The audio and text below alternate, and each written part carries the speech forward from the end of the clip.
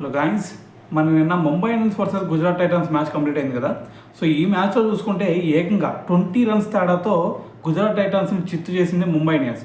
So మరి ఈ match గెలిచిన తర్వాత మరి ముంబై ఇండియన్స్ కెప్టెన్ అయిన హార్దిక్ పాండ్యా దీని గురించి ఏం మాట్లాడాడు అనే దాని గురించి ఈ వీడియోలో క్లియర్గా మాట్లాడాలి.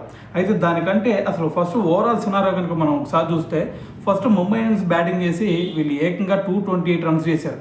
సో దాని తర్వాత చేసింగ్ దిగిన గుజరాత్ టైటన్స్ చూసుకుంటే వీళ్ళు 208 రన్స్ మాత్రమే చేయగలిగారు. అయితే ఇక్కడ మ్యాచ్లో చూసుకుంటే ఫస్ట్ ముంబై ఇండియన్స్ ఆల్రెడీ మనం లాస్ట్ వీడియోలో కూడా చెప్పాం, ముంబై ఇండియన్స్ కల్లే ఇద్దరు విధ్వంసకరమైన ఓపెనర్స్ ఉన్నారు.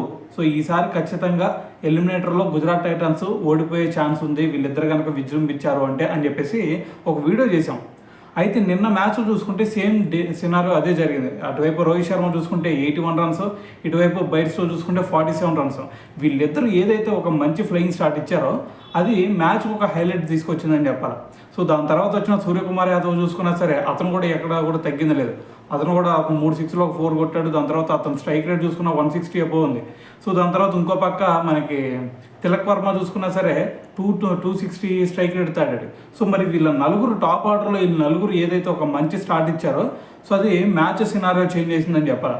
అయితే దాని తర్వాత మరి బౌలింగ్కి వచ్చిన తర్వాత ముంబై ఇండియన్స్ సో వీళ్ళు ఫస్ట్ బౌలింగ్లో కొంచెం తడబడ్డారు. ఫస్ట్లో శుభ్మన్ గిల్ వికెట్ బౌల్ట్ తీసినప్పుడు కూడా దాని తర్వాత చూసుకుంటే అంత బౌలర్స్ మరి పై చేసి సాధించింది ఏమీ లేదు. సో దాని తర్వాత చూసుకుంటే వీళ్ళకి ఒక మంచి పార్ట్నర్షిప్లే బిల్డ్ అయినాయి. సో దాని తర్వాత ఇంకా మెయిన్గా చెప్పాలంటే 14th ఓవర్ వరకు కూడా గుజరాత్ టైటన్స్కి గెలిచిద్ది అన్న సినారియో క్రియేట్ చేశారు వాళ్ళు.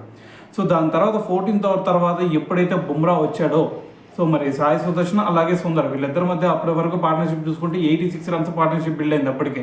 సో ఎలాగైనా సరే వీళ్ళు గుజరాత్ టైటన్స్ని గెలిపెత్తారో అనే సినారియో క్రియేట్ అయిన తర్వాత వెంటనే బుమ్రా వచ్చాడు.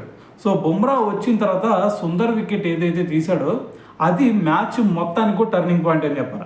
సో సుందర్ వికెట్ కనుక పడకపోయినట్టయితే ఆ మొమెంటోని అంతే క్యారీ చేసేవాళ్ళు. ఖచ్చితంగా ఈరోజు గుజరాత్ టైటన్స్ గెలిచి ఉండేది. కానీ ఈరోజు మరి ముంబై ఇండియన్స్ గెలవడానికి మెయిన్ రీజన్ ఎవరన్నా ఉన్నారా అంటే ఆ టర్నింగ్ పాయింట్ క్రియేట్ చేసిన బుమ్రా అనే చెప్పాలి.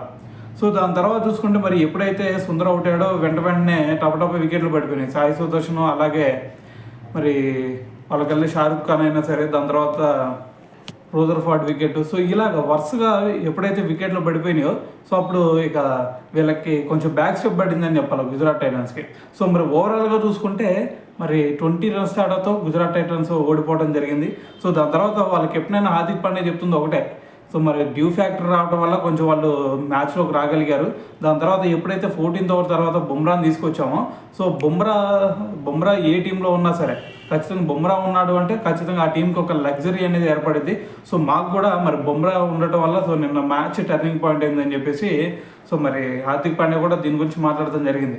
సో ఏదైనా సరే మరి ఇంకొక 2 మ్యాచెస్ ఉన్నాయి. ఆ 2 మ్యాచెస్లో కనుక గెలిస్తే మరి ముంబై టైటిల్ కొట్టే ఛాన్స్ ఉంది. సో మరి చూద్దాం, మరి ఆర్సీబీతో ఫైనల్ జరగాలి కదా. సో ఒకవేళ రేపు క్వాలిఫైర్ మ్యాచ్ ఆడినా సరే సో మరి చూద్దాం, మరి వీళ్ళిద్దరిలో ముంబై ఇండియన్స్ ఫైనల్కి వెళ్ళిద్దా, ఒకవేళ ఫైనల్కి వెళ్తే మరి ఆర్సీబీని ఓడిచ్చిద్దా లేదా. సో మరి దీని గురించి మీరేమనుకుంటున్నారు అనేది కింద కామెంట్ చేయండి.